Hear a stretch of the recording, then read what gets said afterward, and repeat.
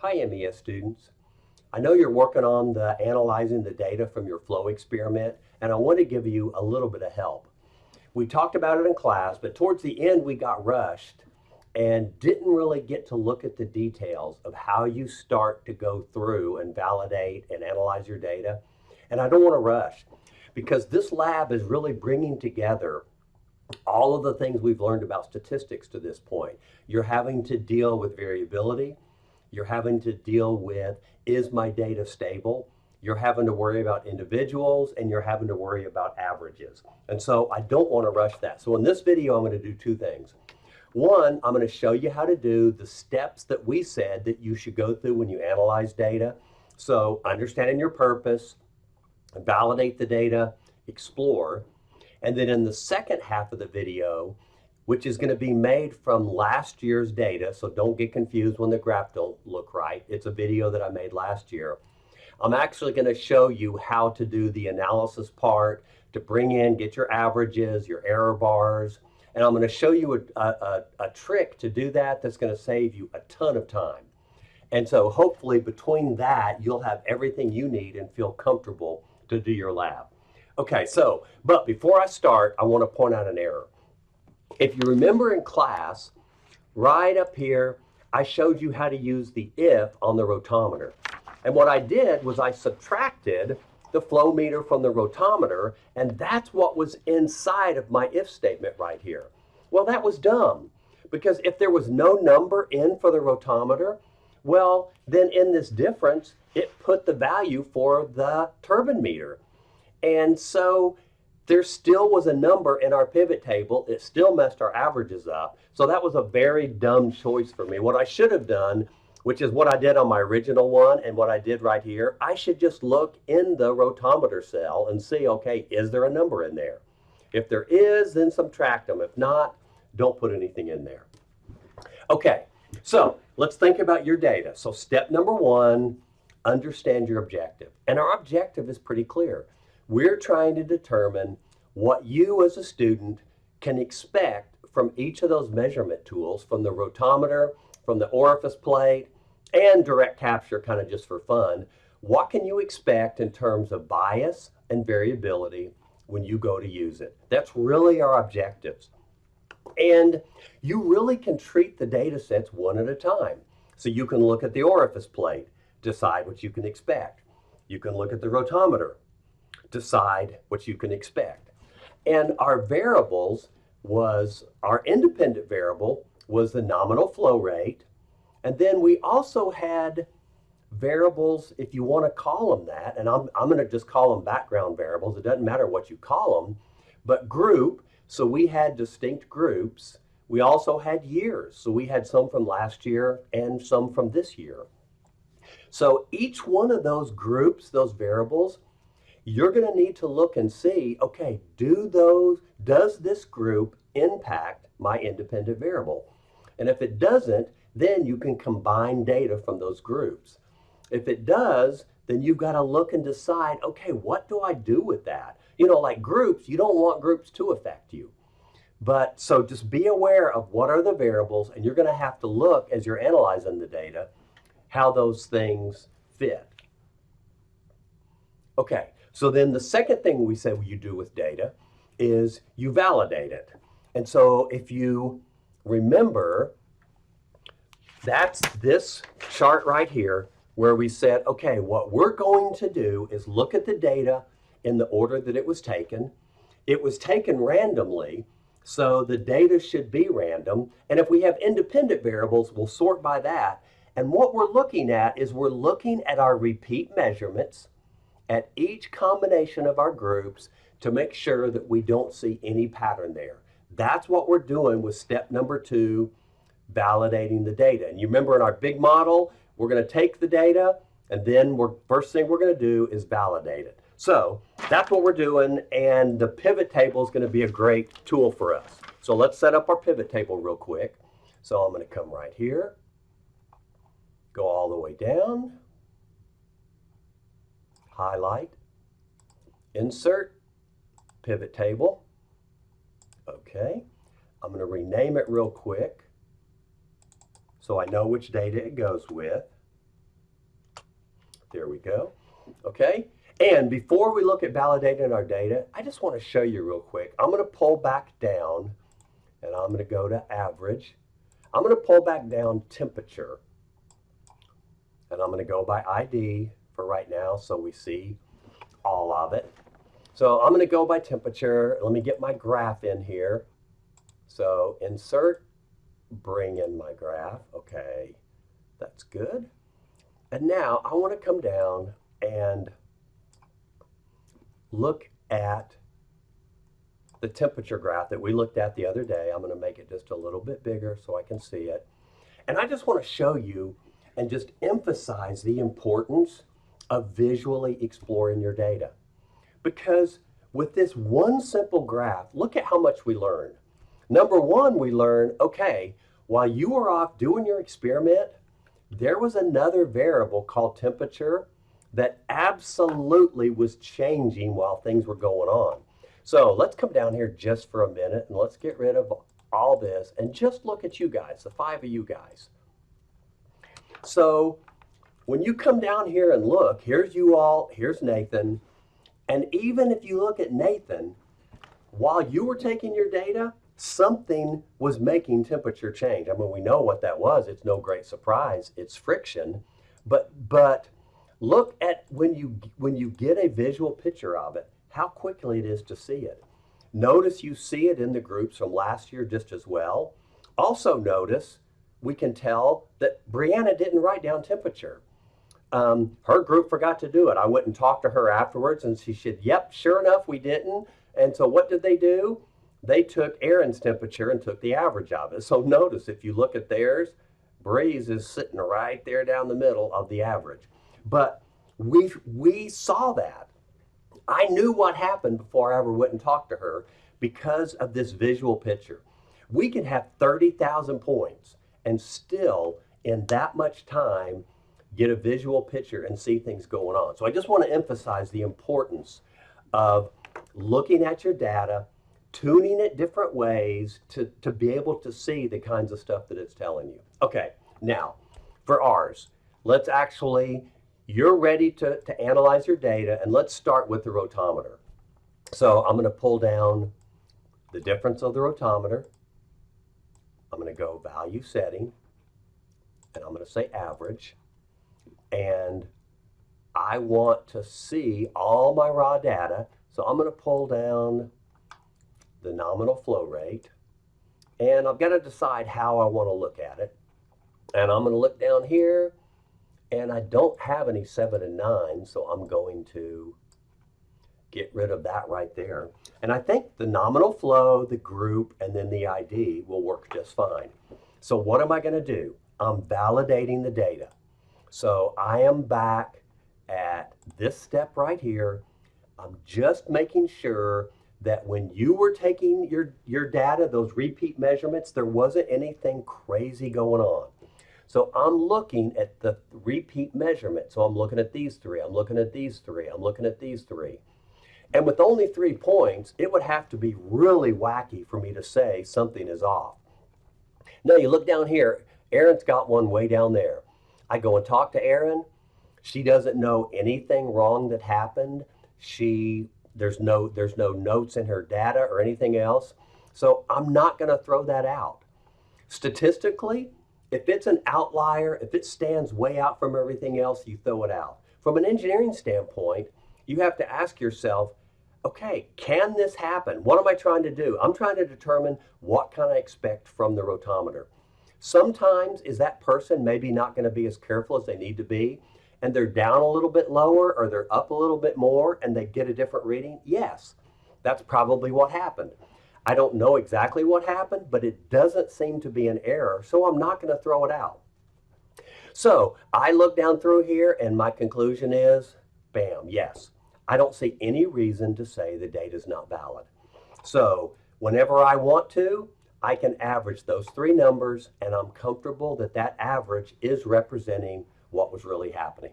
Okay, so now my data is valid. Again, if you just jump back to where we're at, my data is valid. Now I'm going to start exploring it and making whatever engineering decisions that I want to make And what I want to know about is, how did flow impact things? So again, the first thing I'm going to look at is, okay, did group matter?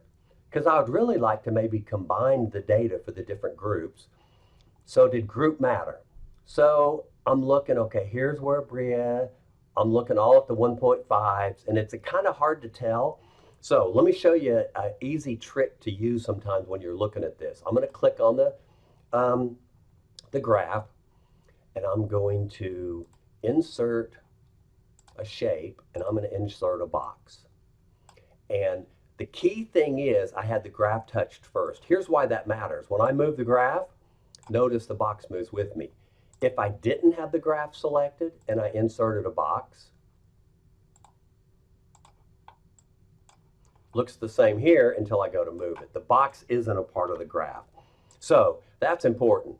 Then I'm going to right click on this guy, format object, go to fill, and get rid of the fill. So I can take that away. And what I'm going to do with this is I'm going to put it around my data. So there's 1.5. Yep, goes to right there. I was trying to make sure I knew where 1.5 was. There's 1.5. Now I'm going to hold the control key down and pull it. And so now I'm going to go to the next one. Okay, that's nice. So now that just gives my eye something to look at, to be able to see the individual flows. And now within each of those flows, I'm looking, okay, when I look at Bree, Aaron, Hunter, Mac, and then I look at your all's groups, Bree, do I see anything that makes me think that these groups are different? And I really don't. I really don't see anything that makes those look different. Now, what am I doing when I say that? Do I see anything? I am now down to this graph right here, because what I'm asking is, I'm asking that second question. Is data set A the same as data set B? Is Bree's data the same as Aaron's data? Is Bree's data the same as Hunter's data? And we have two tools to do that right now. We have compare the individual values. Think of this like 3 standard deviations, and how do they compare? So that's where I'm looking, and I don't see any of these that make me think that there's any reason not to just combine all the data from the groups. And so that's what I'm going to do, and it's really easy to do. All I have to do now is pull the group away. And so now I have the data for 1, 3, and 5. So now let me go back. Go. Okay, so now I'm asking myself, did the independent variable nominal flow rate matter?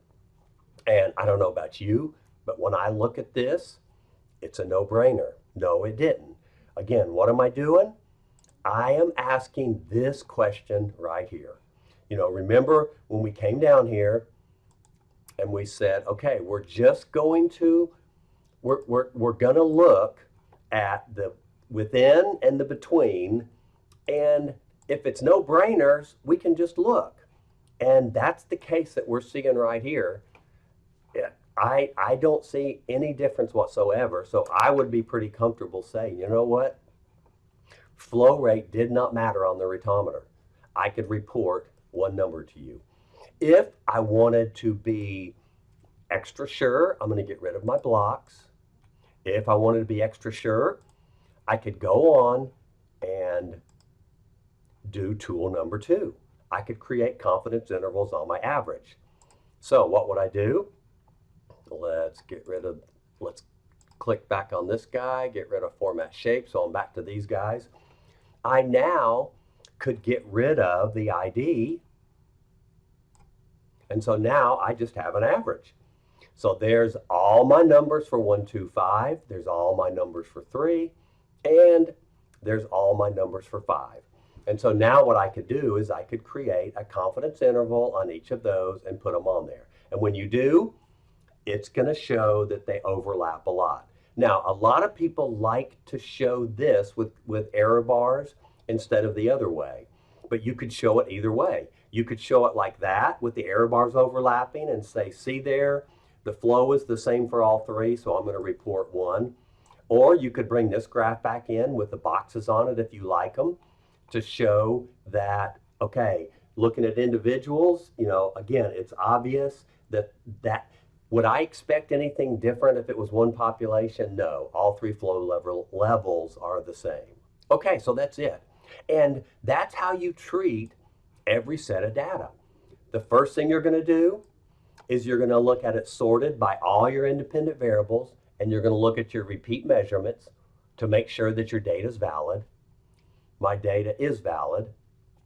Then you're going to go through and start to look one at a time at your independent variables.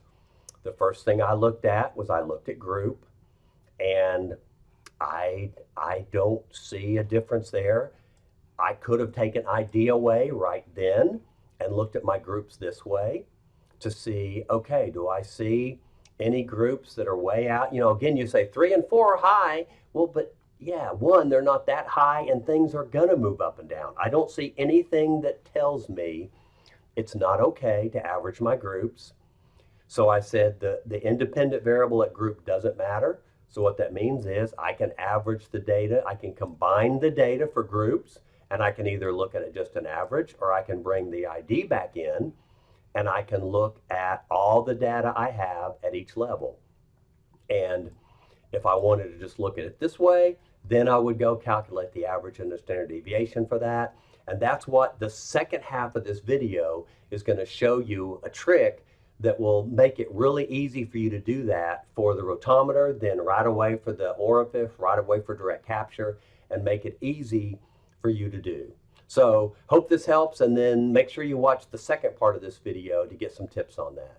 Quick reminder, the second half of the video that's about to start, remember it's using last year's data. So the graphs that you see there are not going to match what you're graphing with your data. I just wanted to make sure that was clear so you didn't think something was wrong.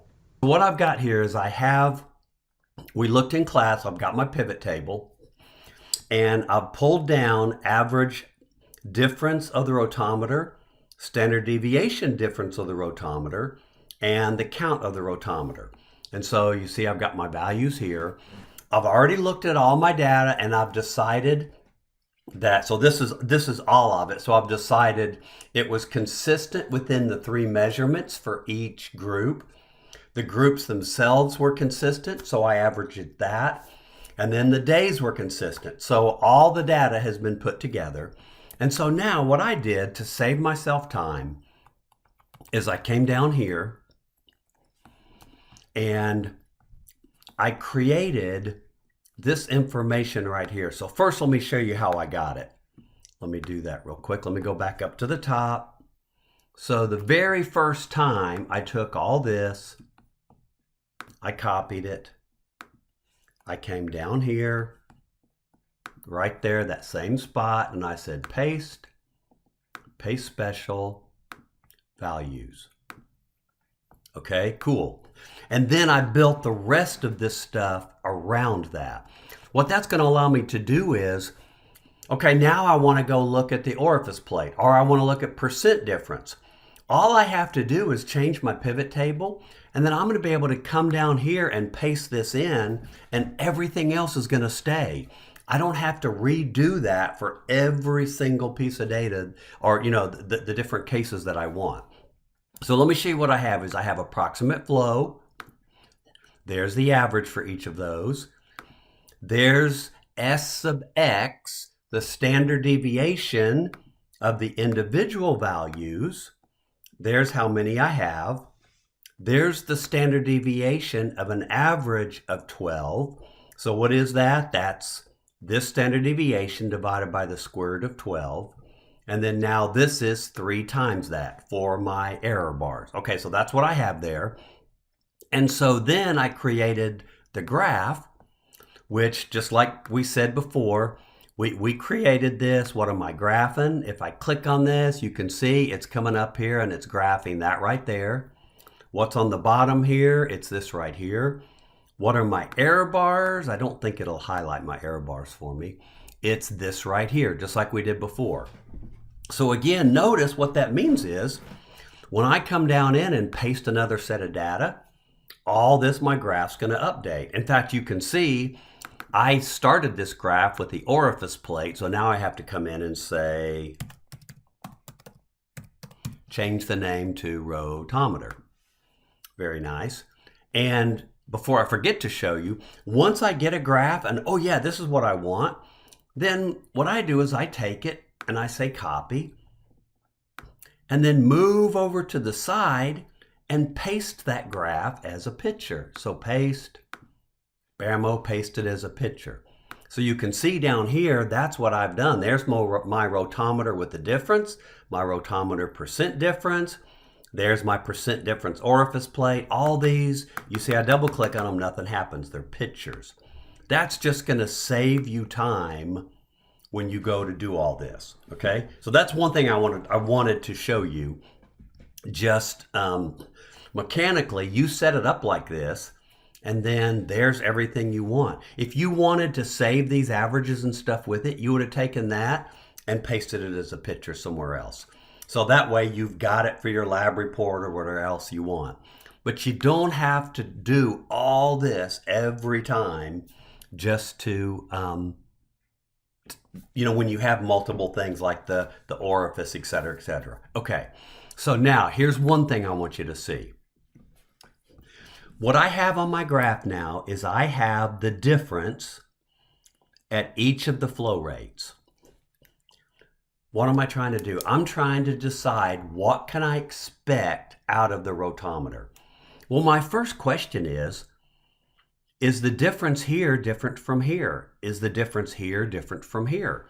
I mean, obviously we see it going up on the graph, but now look at it with the error bars on it. When I look at how much variation I had within each of these points,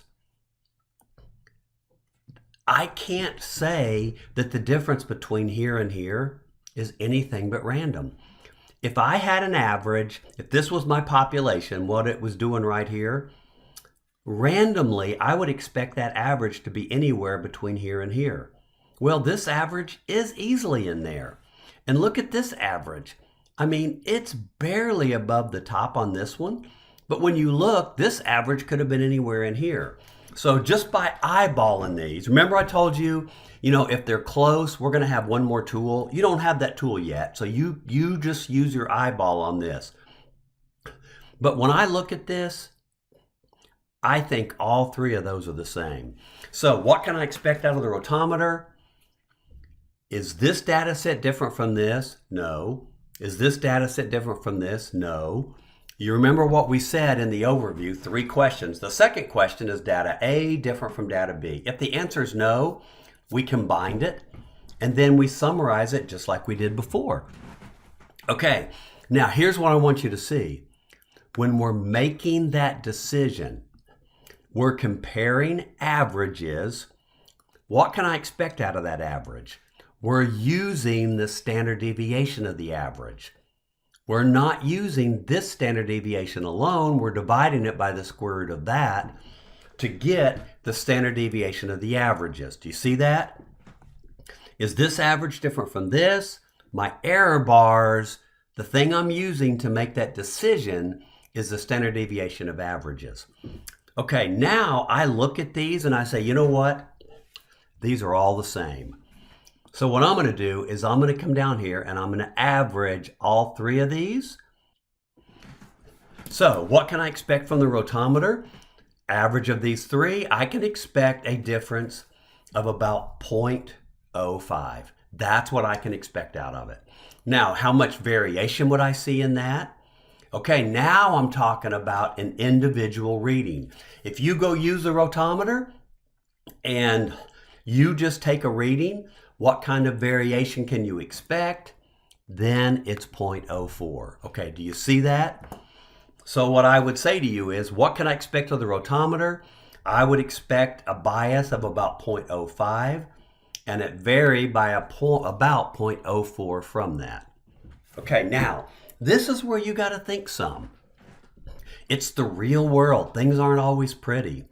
What we're used to doing is somebody telling us, okay, we can expect an average of plus or minus this. Well, you see, in our case, what this experiment is telling us is our rotometer is not calibrated. We're off by 0.05. So one thing you could do is you could make a note and you could tell yourself, okay, anytime you use the rotometer, take your number and adjust it by 0.05. Adjust it down because we're high. We have a bias high of 0.05. So when you take a reading, subtract 0.05 from it. Now we've zeroed. Okay, well, how much can I expect to vary from that? You can expect to vary plus or minus 0.04 gallons a minute. Does that make sense? Do you see how I'm using the numbers to give me an idea what to expect? Because over here, I created, okay, 0.05 plus 3 times that and 3 minus that. That's what this is.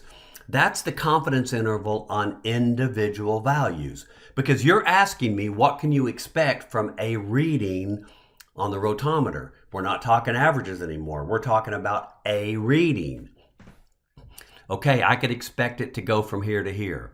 Well, I mean, that's really hard for me to say, oh, I can't tell you plus or minus this. But since we've seen it's consistent, I could tell myself, hey, look, we're always about 0.05 high. Subtract 0.5 from that, and then the variation around that is about 0.04 gallons a minute. So you multiply that by 3.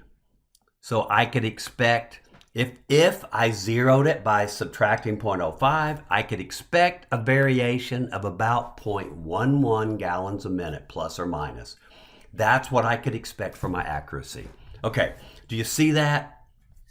The big thing to see is, number one, when you're comparing averages, you need to use the standard deviation of the averages. When you're worried about an individual reading, you need to use this standard deviation. Now, what if you were to say to me, you know what, the way I'm going to use the rotometer is I am always going to take 4 readings and average them. Then I would say, okay, and you're asking me, well, what could I expect? Well, you could expect that average. What kind of variation? Well, you would calculate the standard deviation of an average of 5. So you would change this to 5, get the average, and you would use that instead of those numbers. You see, it matters if you're talking about an individual or if you're talking about an average. The amount of variation that you would see in there is going to be different. For your experiment, I would keep it right now, use the average for comparing what mattered, and then report what you can expect for an individual reading from that device, because that's typically how people report it. What can I expect from an individual reading? I find it a little interesting. If you look at the spec sheet for the rotometer, it says that it's plus or minus 2% of full scale. Well, full scale is 5 gallons a minute, so 5 times 0.02 is 0.16 or 0.1 gallons a minute. And you look at what we said, 0.11. If we were to center this guy, then the amount that we were varying, plus or minus, was 0.11 gallons a minute. So we're right in line with what the manufacturer said we should be able to see for that. Okay, so hopefully that helps you sort out individual average, group average. Okay, so let me show you one last thing, just what I was talking about. Now let's say I'm ready to go on to the orifice plate. So I'm going to come here, get rid of these guys on my pivot table. And we've already seen, we know the percent difference for the orifice plate is what we want to look at. So I'm going to pull percent difference orifice down 3 times. And now I'm going to change the first one to average. Change the second one to standard deviation, not the population. And the last one to count. Nice. Now I'm going to get this guy, copy it. I'll move down so you can see. Whoops.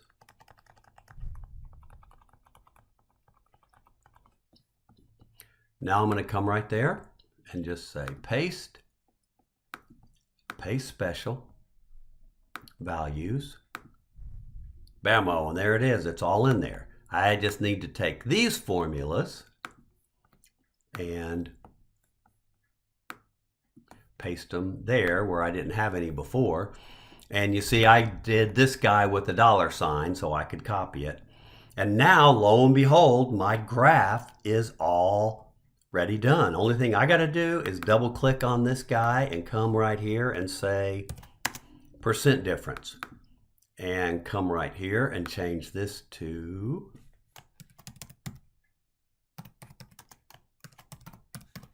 and now everything's the same.